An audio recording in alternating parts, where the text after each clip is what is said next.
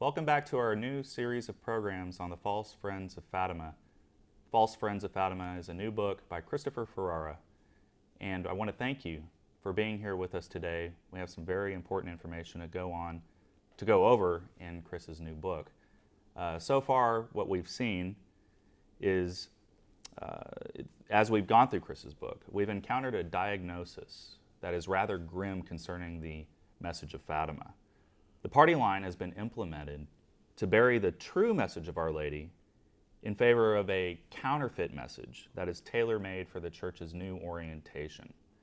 But the future actually has some promising aspects to it. There's been a change in the course of events, hasn't there, Chris? And thank you very much for being back with us, incidentally. Sure, and yes, there has been a change. And as you progress through this study of the False Friends of Fatima, these adepts of a new Fatima, for the new orientation of the Church, as you say, an interreligious Fatima, an ecumenical Fatima, you see apparent success giving way in a critical year to the beginning of a collapse of the party line. The party line that had been pursued unswervingly by the Secretary of State and is being mouthed by the Secretary of State's stooges, for lack of a better word, in the Catholic press and among the laity and among certain organizations that consider themselves official Fatima apostolates, that began to collapse. And the year was 2005, because in 2005, many things happened. In February of that year, Sister Lucia, the last seer of Fatima, passed on to her eternal reward. The Pope died in April of that year. We have a new Pope, Pope Benedict XVI, being crowned in that year. And we have a new Secretary of State, a new head of the party, so-called. The new Secretary of State, Tarcisio Bertone, who back in 2000, when the vision of the message of Fatima was published, was the Secretary of the Congregation for the Doctrine of the Faith, is now Secretary of State in the year 2005, replacing Cardinal Sodano. The same Cardinal Sodano whose so-called interpretation of the vision published in 2000 was followed by the official, quote-unquote, Vatican commentary on the vision, and followed for no reason, really, because the Secretary of State has no authority in these matters. It's preposterous that Cardinal Sodano, the former Secretary of State, who was covering up the scandal of Father Maciel and the Legionaries of Christ, would become the oracle of Fatima, telling us what the vision means. And the very fact that we needed this so-called oracle shows us that something must be missing. Our Lady would not leave it to Cardinal Sodano to explain what she meant by the vision she herself. Or even now Cardinal Bertone. Right. But now we have Cardinal Bertone, we have a new Pope, Sister Lucia is gone, and things begin to change. But they begin to change for the better. And one of the key changes is the publication of a book by an Italian intellectual and television celebrity, Antonio Socci. Socci is a brilliant fellow and a superb writer. I had the privilege of translating this book that he wrote in 2006 into English from the original Italian. The Italian title is Il Quarto Segreto di Fatima, the fourth secret of Fatima. Now, that's a bit of an ironic title. What does he mean by the fourth secret? There are only three parts to the great secret. We've been talking about the third secret of Fatima. What he means is the other part of the third secret. The vision was published in 2000. There's another text, he says, which explains the vision. That's what he means by the ironic title of the fourth secret of Fatima. Now, Socci's book is a breakthrough for one reason. It comes from a member of the mainstream Catholic establishment in Italy. Moreover, this was somebody who, when he set out to write this book, was determined to refute Father Gruner and the other people he calls the Fatimites, or the Fatimists. Because according to Socci, he viewed the theory of the existence of another text as a dietrologia. It's an Italian word for a behind-ogia. In other words, that there's something behind the scenes, a conspiracy. Dietro is the Italian word for behind. A dietrologia is a theory that behind the face of events, there are secret maneuverings going on, or conspiracy theories. He thought this was one of those. So he just reduced it initially to a conspiracy theory. Right. And then he began to study the literature, primarily Father Gruner's literature. And he encountered what we've been presenting here, a lot of common sense, such as many people read the text of the Third Secret. They spoke of apocalyptic events being predicted in the secret. They spoke of many things which were not in the vision standing alone. And these sources were very authoritative. Cardinal Oddi, Cardinal Chiappi, Cardinal Ratzinger, John Paul II himself. Even Paul VI is reported to have gone to Fatima on pilgrimage because of what he saw in the Third Secret of Fatima regarding a crisis in the clergy. Source after source after source was saying things about the secret that were not in the vision. There's nothing in the vision about a crisis in the church, yet every indication is that the vision relates in some way to a crisis in the church. Well, how does the Pope get to this hill where he's executed? How does he find himself in this apocalyptic scenario? It goes together with a crisis in the church, which then is followed by a crisis in the world. Just as at Akita, Japan, Our Lady predicts there will be a crisis in the church, followed by fire raining down from the heavens. And Cardinal Ratzinger said that the message of Akita and the message of Fatima are essentially the same message. Well, where is all of this reference to a crisis in the church in the vision? It's not there. So Sochi began to go through all this literature. So he went through all of the evidence and came to the conclusion that the evidence brought him to. Here's what he said in his book. In the end, I had to surrender. Here, he says in his book, I recount my voyage into the greatest mystery of the 20th century and set forth the result I honestly reached, a result that sincerely contradicts my initial convictions. And what is that result? Here's what he says in his book. And this was the shot heard round the Catholic world. And it really changed the rules of the game in this whole controversy. His conclusion, that there is a part of the secret not revealed and considered unspeakable, indicibile, as he says in Italian, is certain. And today, having decided to deny its existence, the Vatican runs the risk of exposing itself to very heavy pressure and blackmail. Wow, what a statement. Now, this is a man who set out to refute the existence of another text. He ends up not only believing that there is a text, but declaring publicly that the existence of this hidden text, the Fourth Secret of Fatima, Il Quarto Segreto di Fatima, is certain. Wow. Now what will the Vatican do? They can't say Sochi is a non-person. They can't say he's a nut, as they've tried to portray Father Gruner. He was on their side in the beginning, right. And he's very well known and respected throughout the country of Italy. Not only that, he attempted to obtain an interview with Cardinal Bertone. When he was researching this book, he wanted to defend the new Secretary of State's position, because now Cardinal Bertone, as Secretary of State, is picking up where Cardinal Sodano left off. He's going to continue to claim that Russia was consecrated in 1984, even though Russia was deliberately not mentioned. He's going to go on to say, with Cardinal Sodano, his predecessor, that the Third Secret is all about events in the 20th century. So, essentially, the Third Secret is the Second Secret, which talks about events in the 20th century. Does that make any sense? No, but he's going to go on to say that. And their method, as we've shown in the previous episodes, is to depict people who buck the party line as lunatics. They don't have canonical status. They're basically oddballs. They don't have proper credentials. They're not respectable. They're not approved by us, the leaders of the party. Well, what are they going to do with Sochi? He's a layman. They can't talk about his canonical status. He's a prominent celebrity and an intellectual in Italy. They can't say he's a nutcase. Boy, what are they going to do now? This was really a breakthrough. And it's a tribute to Sochi's honesty, that he risked his own respectability, just as Father Gruner has done, by coming out with this book, which was exactly the opposite in its conclusions from where he thought he would end up. So I say bravo to Sochi. So now what is the Vatican going to do? What is the Vatican going to do about this? I would suspect that they would basically have to ignore the man. Exactly so. Now, here's what Sochi says about the evidence that he uncovered. A key discovery, again happening after the crucial year of 1965, putting aside all the other evidence, is the testimony of Archbishop Loris Capovilla. Loris Capovilla was the personal secretary of Pope John the 23rd. It was during Pope John's pontificate, which spanned the year 1960, that the third secret was to be revealed. And Pope John decided he would not reveal it. He read it and decided not to reveal it.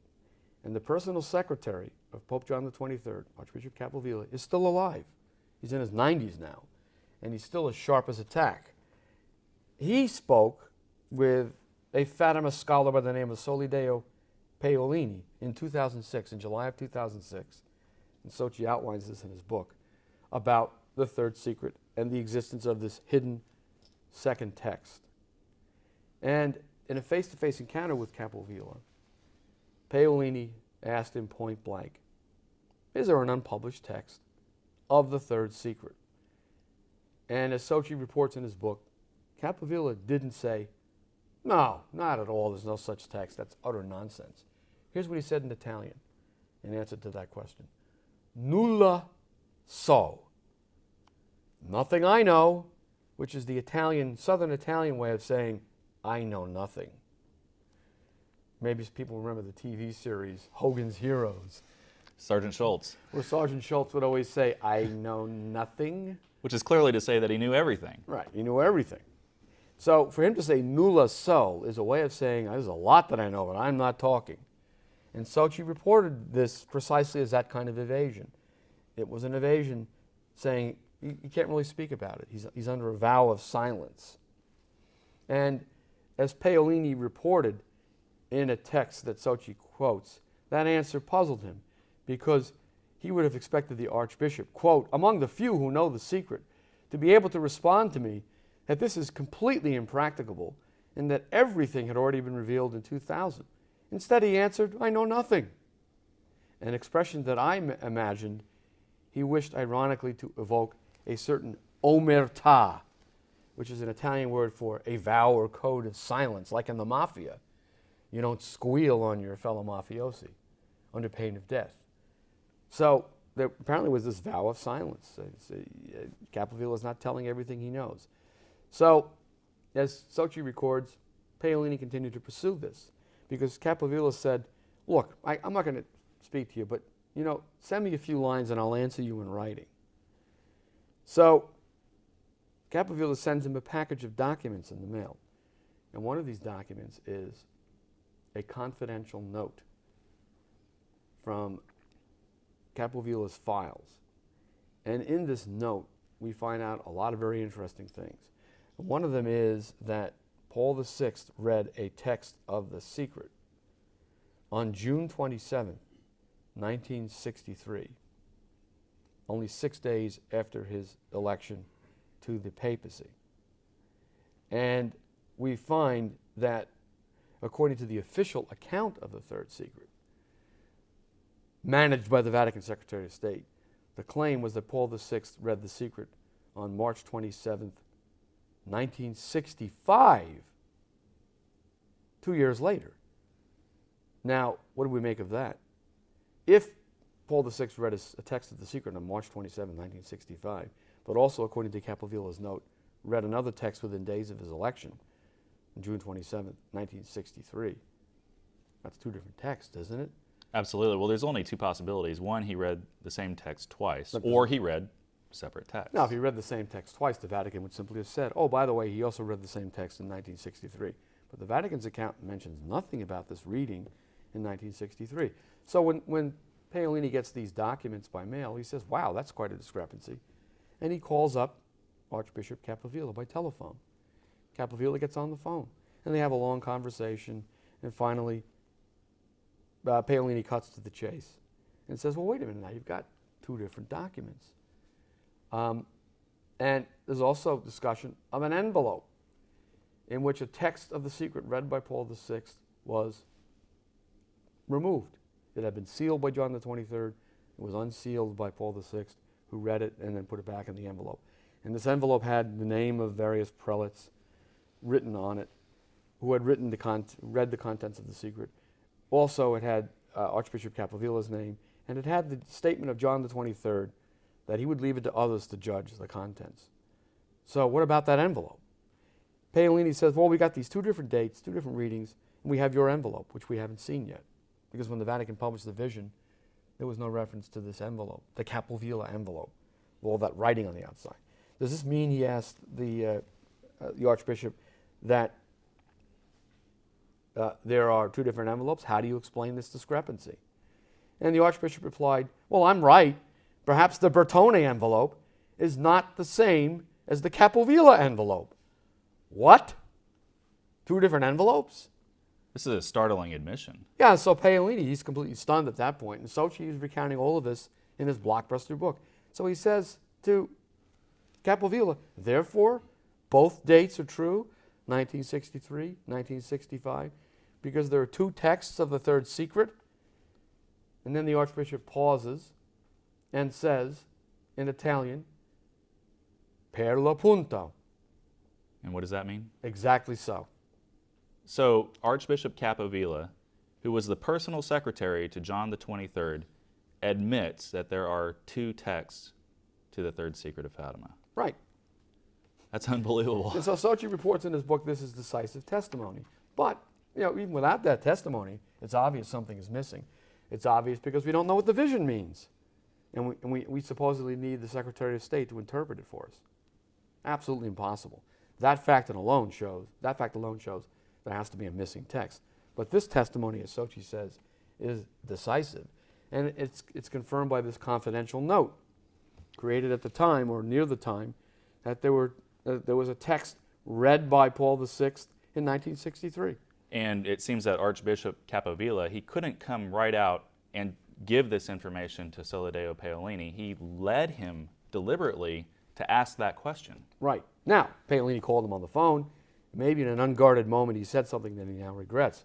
But to this date, he has never retracted that statement made back in 2006. And he's had every opportunity to do so. Very curiously, the Vatican has never confronted him with that encounter and said, did you have a telephone conversation with Soledeo Paolini in which he asked you whether there were two different texts of the third secret, and you said, per l'appunto, exactly so? Did you say that to Soledeo Paolini? Yes or no? The Vatican has never done that. Why? And here we are 7 years later, they still haven't. Yeah. Why? Because they know it happened, and the Archbishop is not willing to deny it flatly in public. Now, after Socci's book came out, the Vatican had a huge problem. They can't ignore Socci. You said they might be willing to, and maybe that would be the smart thing to do, except that Socci wasn't going away. The book was causing a furor among the Fatimites, who were saying, see? This is what we've been saying all along. Here's somebody who's not a Fatimite. He's not even a traditionalist Catholic, so-called traditionalist, yet he was persuaded by the evidence, and now he's revealed this eyewitness, Archbishop Capovilla. So what is the Vatican going to do? Well, the Vatican can't really do anything officially, because if the Vatican takes an official stance on this, well, then it has to go down that treacherous path. If you're going to keep covering it up officially, then you have to tell one lie after another. So they're going to let it be done unofficially. And how is that done? Well, Archbishop, or rather Cardinal Bertone, who is now Secretary of State, publishes his book in response to Socci's book. Wasn't that odd? We have a Secretary of State writing a book to respond to Antonio Socci. And his book is called L'ultima veggente di Fatima, the last visionary of Fatima. And this book pretends to be a nice book about Sister Lucy and what a pious soul she was and how wonderful Fatima is in that party line sort of way. Fatima is a call to prayer and penance. But let's not talk about the third secret or the consecration of Russia. But the real purpose of this book was to reply in some way to Socci without actually addressing what Socci said, and in particular, without actually addressing the testimony of Archbishop Capovilla. Don't you think that's remarkable that he would write a whole book about the case being blown wide open by the testimony of Capovilla and never mention Capovilla?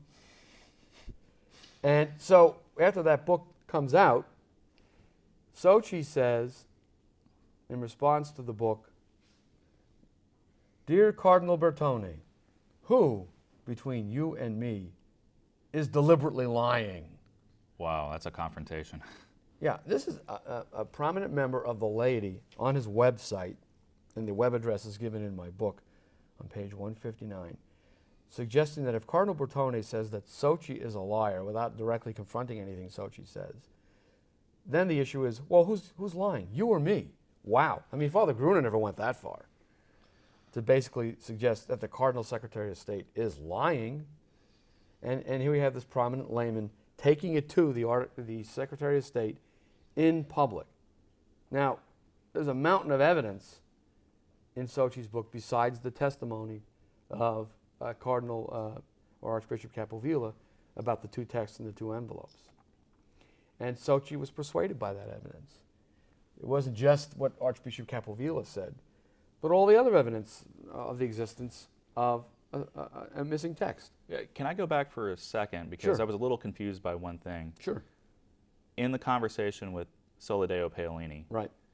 Capovilla said, well, perhaps the Bertone envelope is not the same as the Capovilla envelope. Right. What is the Bertone envelope? The Bertone envelope would be what was produced on the television show, which is the next phase of Cardinal Bertone's attempt to neutralize Sochi and save the party line.